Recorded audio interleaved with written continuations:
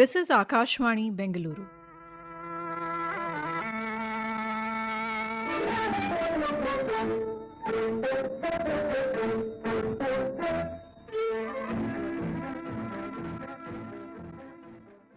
Good evening and welcome to tonight's Yuvavani.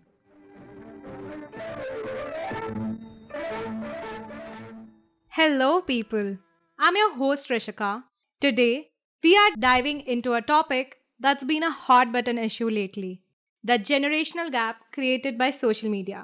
Social media has become integral to our lives, but uniquely affects different generations. Along with me, I have Silvia Sachdev, Pritika Mullassery, and Pariniti Sharma, who are pursuing media and journalism at Christ deemed to be University, Banagata Road campus. Welcome to the show, guys. To kick things off, let's explore the concept of the social media generational gap and its impact.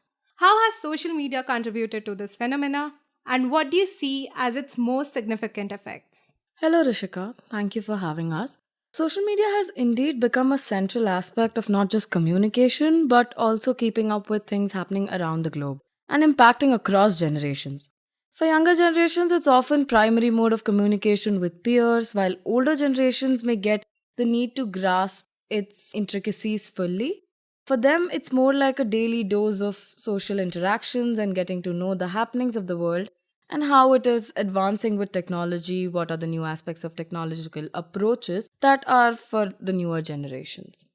Absolutely. The rapid evolution of technology has created a knowledge gap. While younger individuals are digital natives, older generations may feel overwhelmed or left behind, leading to misunderstandings and misinterpretations. In your view, Sylvia, how can we navigate the shift towards more surface level interactions? Are there any strategies or practices that you find effective in fostering meaningful connections within the realm of social media? Rishika, to be very honest, I feel like social media has completely changed the way we communicate. We barely have those deep and meaningful conversations nowadays. Rather, we often stick to those surface level talks and sending each other reels. I feel a lack of emotional connection, and social media feels more like an obligation. We often end up feeling entirely empty after spending time on social media and not truly fulfilled in the same way we do in real life. I agree to that. Pariniti, according to you, has the content circulating on social media played a role in deepening the generational gap? Are there any particular trends or types of content that you believe contribute to widening this divide? Certainly, the constant evolution of trends, memes, and the internet language can create a communication barrier. What may be a harmless joke for one generation might be confusing or even offensive for another. And let's not forget about the curated nature of social media. We need to realize that our generation only shares the best and the most Instagram worthy parts of our lives. And even though everyone knows about this, we often have a hard time accepting it. It's extremely easy for us to get lost in the rabbit hole of social media and start looking down upon our lives and feeling as if everyone else is having the best time of their life while we're rotting in bed. Social media is far away from reality, and it's important for us to remember this. That's an interesting point, Sylvia. Pritika, expanding on this discussion about the complexities of communication in the digital sphere, particularly within various groups and communities, how do you see the shift impacting individuality and decision making processes? Communication is a very complex entity in itself. There are many forms of communication, even on social media. Some are cult groups, and others are communities that are made up of people from all over the world. There are good ways of bringing in different aspects and contexts or perspectives of discussions, but at the same time, it also complicates the talk. And people have to be more inclusive and sensitive in terms of talking about anything. These tend to change the mindsets of the people who are in such communities, leading to a loss of individuality in the decision making process, as well as the pros of inclusivity aspect is, of course, there. Well said, Pritika. It's essential to navigate the complexities of these online spaces. You have touched upon the dual nature of social media. On the other hand, it connects people globally, facilitating instant sharing of thoughts. But it can create a facade of perfection. Could you elaborate more on this and how it influences our perception of others? I think social media has its pros and cons. On one side, it allows us to connect with people worldwide and instantly share our thoughts. But on the flip side, it can create a sense of superficiality in our interactions. There is a pressure to have this perfect life online, which can be quite misleading sometimes. Some days it feels like there's this need to have this social media perfect life. But what we forget is that in those are the best parts of their life.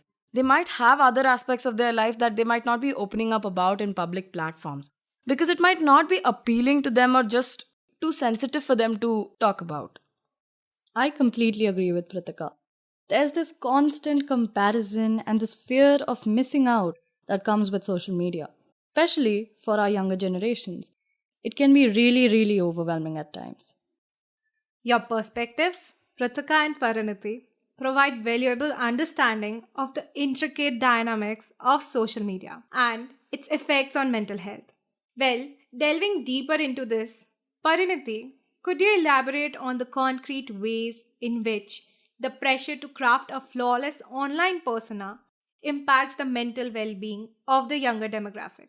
Moreover, what proactive measures do you suggest individuals, particularly the youth, adopt to navigate these challenges and nurture a more wholesome relationship with social media?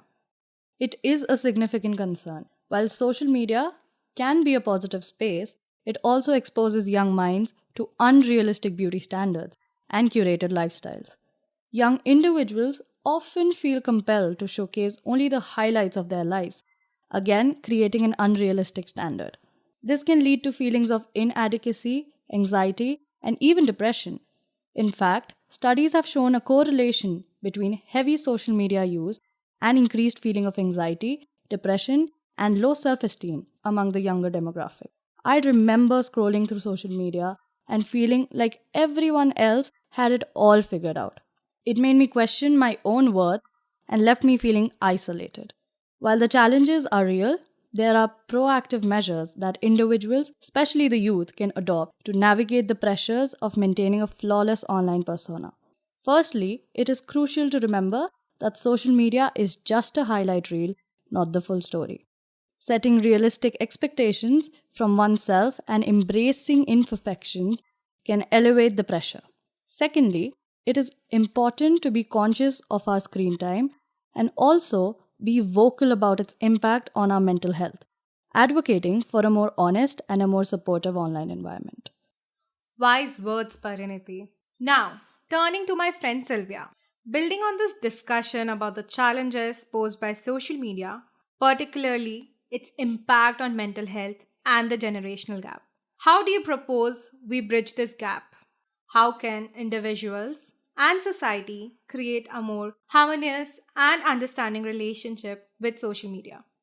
I think balancing and embracing open mindedness are the keys to navigating social media's impact. And in reference to the generational gap, I think our generation finds it really hard to strike a balance and discover life beyond the screen, whereas the older generation sometimes tends to avoid it. I think both these generations need to learn the balance and benefits of social media from each other. For me personally, my mantra to have a peaceful relationship with social media is to make sure I am doing one thing every day only for myself, not for social media, whether it's sketching or taking a small walk. Right. Going ahead with that, considering the need to create awareness and foster understanding between generations in the context of social media. How do you envision the establishment of these spaces for learning and communication? How can individuals and society facilitate this exchange of knowledge and experience between the older and younger generations in navigating the digital landscape? I believe we need to create spaces where older generations can learn about social media, its language, as well as its impact. Simultaneously, younger individuals should be encouraged to share their own experiences and perspectives. I believe it's about understanding and open communication. Both younger and older generation can learn from each other. Older generations can learn to embrace new technology while imparting wisdom about genuine human communication. Younger generations can benefit from experiences and the perspectives of older individuals, finding a balance between the virtual and the real world. Indeed, that was well articulated. Adding to what Silvia said, mutual respect for each other's viewpoints are crucial in bridging this gap. Open dialogues with families and communities can help break down the stereotypes and foster empathy. Both sides need to approach this gap with an open mind and a willingness to learn. It's an opportunity for mutual growth. And there's always this balance that we can create in the generation gap. There's always a common ground and a little bit of patience with an open perspective required in all aspects of communication. Given the significant influence media has in shaping public perception, it's crucial to explore its role further. Considering your backgrounds in media and journalism, could you elaborate on how you envision the media's responsibility in addressing the challenges posed by social media? Additionally, in what ways do you believe media professionals can contribute to create a more informed and responsible digital landscape? I believe that the media plays a crucial role in shaping public opinion.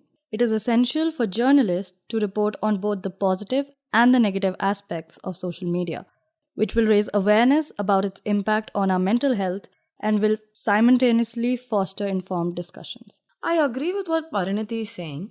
Media should also highlight success stories of individuals leveraging social media positively. By sharing stories of how it has been a force for good, we can inspire others to use it responsibly. Furthermore, media organizations should actively engage in promoting digital literacy. There is a need to educate the public about social media's functionalities and potential pitfalls. Well, wrapping up our discussion on social media dynamics, it's evident that responsible usage and education play pivotal roles.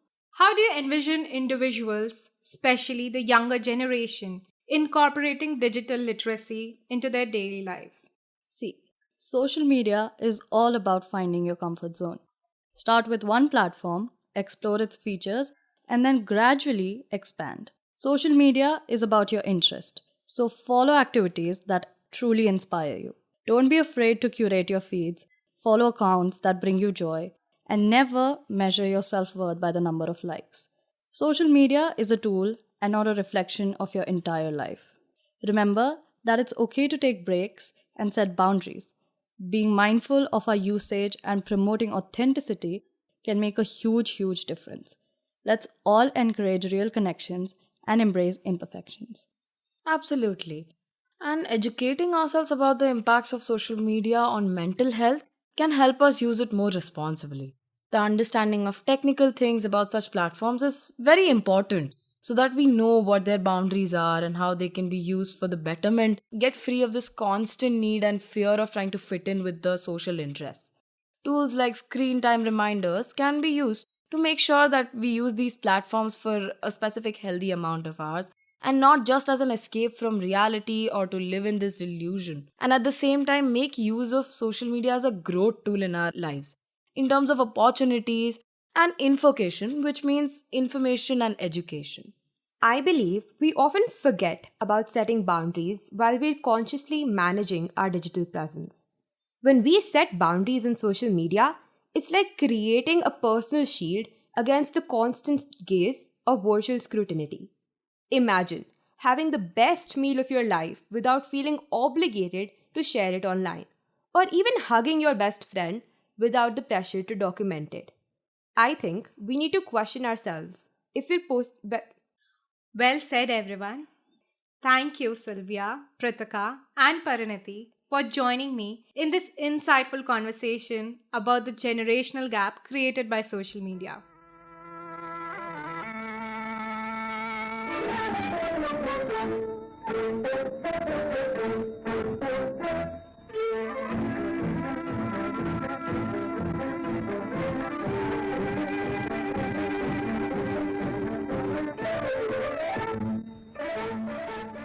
This program was brought to you by AKASHVANI, Bengaluru.